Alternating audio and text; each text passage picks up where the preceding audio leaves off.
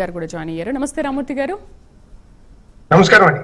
రామూర్తి గారు, మరి ఏంటి విశ్లేషకులు మాట్లాడుతున్నారు అది అబ్సల్యూట్లీ రాంగ్ అని చెప్పి, కాంగ్రెస్ ప్రభుత్వం ఇప్పుడు చాలా బాగా పనిచేస్తుందనో లేకపోతే కార్యకర్తలు అందరూ ఇప్పుడు కలిసికట్టుగా ఉన్నారు, అంతర్గత విభేదాలు లేవు, ఏమీ లేవు అని కూడా మాట్లాడుతున్నారు. నిజంగానే అలాంటివేమీ లేవు అనుకున్నప్పుడు మీరు ఓన్లీ ఒక కుట్ర కోణం మాత్రమే ఇందులో కనిపిస్తుందా ఏంటి? సత్యం గారికి, నాతో డిబేట్ లో పాల్గొంటున్న పెద్దలకు, ప్రైమ్ 9 న్యూస్ ప్రేక్షకులకు నమస్కారం అండి. వాస్తవానికి సత్యం గారు జోష్యం చెప్తున్నాడు కానీ అది తప్పు. ఆయన కాంగ్రెస్ పార్టీ గారు మీరు చెప్పండి, నేను ఆన్సర్ చెప్తాను. ఒకవేళ ఫేవర్ గా ఉంటే ఉండొచ్చు సత్యం గారు, కానీ ఏ మంత్రులు తిరగబడే పరిస్థితుల్లో లేరని చెప్పగలుగుతారు? ఎవరు ఎక్కడ మాట్లాడుతున్నారో మీరు ఎట్లా చెప్పగలుగుతారు?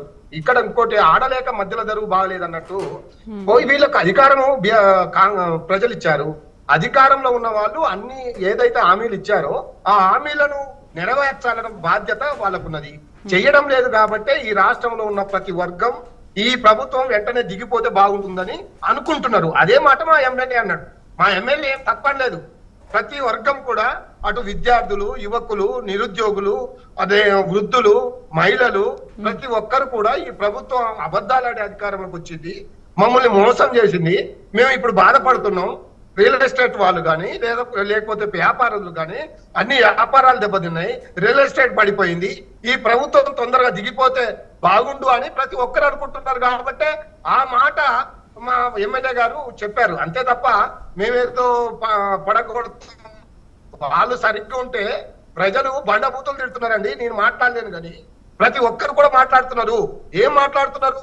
అయ్యా మీరు చేస్తా అన్నది ఎందుకు చేయలేదు? మీరు ఇప్పటికైనా ఇక్కడ నాకు డిబేట్ లో ఉన్న వాళ్ళు కూడా చెప్పాలా? ప్రభుత్వం వచ్చిన 16 నెలలు గడిచింది, 2 లక్షల కోట్ల రూపాయలు అప్పు తెచ్చింది, ఏం సాధించింది? ఎందుకు ఇచ్చిన హామీలు నెరవేర్చడం లేదు? కాంగ్రెస్ తరపు నుండి ఎవరున్నారో వారు నాకు సమాధానం చెప్పాల్సిన అవసరం ఉన్నది. మీరు అన్న దాంట్లో ఒక్కటైనా అమలు పరిచారా? ఒక్క కార్యక్రమాన్నైనా ఫుల్ఫిల్ గా 100% గా మీకు చేసినామని గుండె మీద చేసుకుని చెప్పే ధైర్యం ఉందా? ఎవరికి లేదు. కాబట్టే ప్రజలు అనుకుంటున్నారు. ప్రజల నుండి వచ్చే అభిప్రాయాన్ని బీఆర్ఎస్ పార్టీ ఖచ్చితంగా ప్రతిపక్షంలో ఉన్నది, ఖచ్చితంగా మాట్లాడతాం. ఏవైతే వీళ్ళు ఇచ్చిన హామీలు నెరవేర్చేదాకా వెంటాడతాం, వేటాడతాం. అది మా బాధ్యత. మేము ప్రతిపక్షం మాకు ఎందుకు ఇచ్చారండి? మాకు ఇచ్చే హక్కు, అడిగే హక్కు ఉన్నది మాకు. మేము అడుగుతున్నాం. మేము అడిగితే కూడా మమ్మల్ని జైల్లో పెడతాం, కేసులు పెడతాం. పెట్టుకోండి, మీరు ఎంతకాలం ఉండరు. వాస్తవ ప్రజలు కాదు అందరు అనుకుంటున్నారు. మీరు అనుకుంటున్నారు 10 మంది ఎమ్మెల్యేలు, పోయిన ఎమ్మెల్యేనే మా దగ్గరకు మంచి రావడానికి మా కేసీఆర్ గారి చుట్టూ, మా నాయకుల చుట్టూ తిరుగుతున్నారు. అది సత్యం గారు.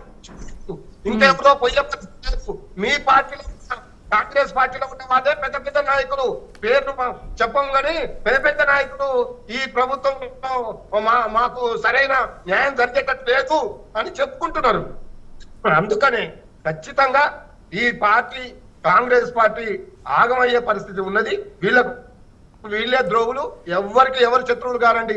వాళ్ళ పార్టీని వాళ్ళే ముంచుకుంటారు, వేరే వాళ్ళు ముంచరు. ఎందుకంటే ప్రజలు వాళ్ళకు ఒక అధికారం ఇచ్చారు, ప్రజల్ని మోసం చేశారు. ప్రజలకి ఇవ్వాల్సిన ఏ ఒక్కటి కూడా ఇవ్వడం లేదు. ఈ రోజు అడుగుతున్నాను, ఎప్పుడు ఇస్తారు? మీరన్న 4,000 రూపాయల పెన్షను ఎప్పుడు ఇస్తారు? 2,500 రూపాయల మహిళలకు ఎప్పుడు ఇస్తారు? కౌలు రైతులకు 12,000 రూపాయలు ఎప్పుడు ఇస్తారు? ఇవన్నీ అడిగేటివి కదండి. ఎప్పుడు ఇస్తారు? 2 లక్షల ఉద్యోగాలు ఇస్తా అన్నారు, ఎందుకు ఇవ్వలేదు? దీన్ని అడగాల్సిన బాధ్యత మాకున్నదా లేదా? దళిత బంధు 12 లక్షలు ఇస్తా అన్నారు, ఎందుకు ఇవ్వడం లేదు అని అడుగుతున్నాం. ఇప్పుడు రామూర్తి గారు, మీ బాధ ఏంటి? మీరు మొదట్లో అన్నారు రియల్ ఎస్టేట్ మొత్తం అంతా పడిపోయింది అని చెప్పేసి. అంటే ఇప్పుడు ఈ హామీలు నెరవేర్చలేదనా మీ బాధ? లేకపోతే రియల్ ఎస్టేట్ పూర్తిగా డౌన్ అయిపోయింది, నిజంగానే బిల్డర్లు, పారిశ్రామికవేత్తలు ప్రభుత్వం వెళ్ళిపోవాలి, కూలిపోవాలి ఇలాంటి మాటలు మాట్లాడుతున్నారు? కాంగ్రెస్ ప్రభుత్వం పైన ఎస్పెషల్లీ వీళ్ళందరూ కూడా అసంతృప్తిగా ఉన్నారనా? మేజర్ పాయింట్ ఏంటి మీ బాధ? తదా ప్రజ అని అంటారు. వీళ్ళు చేసే ప్రజా వ్యతిరేక నిర్ణయాలు వీళ్ళు తీసుకునేవి. హైడ్రా పేరు చెప్పారు. హైడ్రా పేరు చెప్పి మొత్తం వ్యాపారస్తులని, ఇల్లు కొనే వాళ్ళని, అమ్మే వాళ్ళని మొత్తం కృంగదీశారు. ఆ విధంగా రియల్ ఎస్టేట్ పడిపోయింది. మూసీ నది పేరు అన్నారు. మూసీ నది పేరు మీద పేదల ఇల్లు మొత్తం కూల్చేసి ఏదో వ్యాపారస్తులకు పెద్దవాళ్లకు బడా కంపెనీలకు ఇద్దామని అనుకున్నారు. అది పోయింది. ఇవన్నీ కూడా ప్రజా వ్యతిరేక నిర్ణయాలు కావండి. ఇవి మేము అడుగుతున్నామా? ప్రజలు అడుగుతున్నారు. ప్రజల పక్షాన మేము అడుగుతున్నాం. మాదేం తప్పు ఉంటది? కాబట్టి ప్రజలు అనుకుంటున్నారు ఈ ప్రభుత్వం ఇచ్చిన హామీలు నెరవేర్చడం లేదు, ఇచ్చినట్టుగా వ్యవహరిస్తలేదు. 2 లక్షల కోట్ల రూపాయలు అప్పు చేసింది. ప్రాజెక్టు తెచ్చిందా? కంపెనీ తెచ్చిందా? కరెంటు తెచ్చిందా? ఉద్యోగాలు ఇచ్చిందా? ఎందుకు 2 లక్షలు అయినాయి? మరి వచ్చే ఆదాయం ఎటు పోతున్నది? కాబట్టి ప్రతిది కూడా ప్రజా వ్యతిరేక నిర్ణయాలే. వీళ్ళు వచ్చిన 16 నెలల్లో ఏ ఒక్క వర్గం కూడా క్షేమంగా లేదు. కాబట్టి ఈ ప్రభుత్వం ఉండడం వల్ల ఈ తెలంగాణకు అరిష్టమే తప్ప నష్టమే తప్ప ఇంకా 100 సంవత్సరాలు వెనక్కిపోతుందే తప్ప ముందుకు పోయే పరిస్థితి లేదని కాంగ్రెస్ పార్టీ నాయకులు అనుకుంటున్నారు. మేము కాదండి.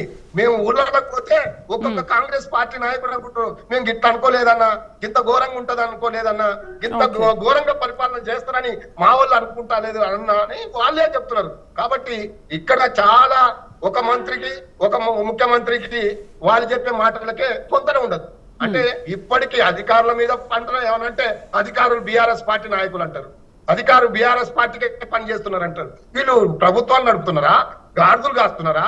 నాకు అర్థం కావట్లే. వీళ్ళు అవినీతి అంటారు. ఇప్పుడు దాకా ఎన్నో రకాల అవినీతి అని కోడిగుడ్డు మీద ఈకలు లాగినట్టు లాగారు. ఒక్కదాని నిరూపించగలిగారా? లేదు. కాబట్టి అభాస్పాలైంది కాంగ్రెస్ పార్టీ, ఆగమైపోతుంది కాంగ్రెస్ పార్టీ, అంశమయ్యేది కూడా కాంగ్రెస్ పార్టీ. రైట్. జనసేన తెలంగాణ నాయకులు రామకృష్ణ గారితో మనం మాట్లాడదాం. నమస్తే రామకృష్ణ గారు.